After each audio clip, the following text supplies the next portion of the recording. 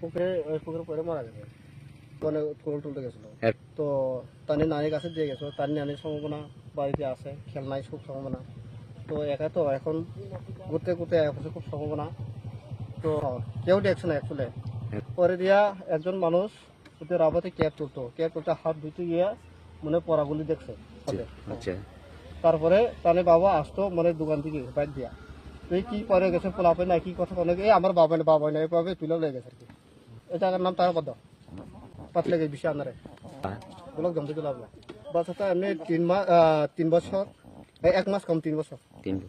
2 বছর 1 মাস চলছে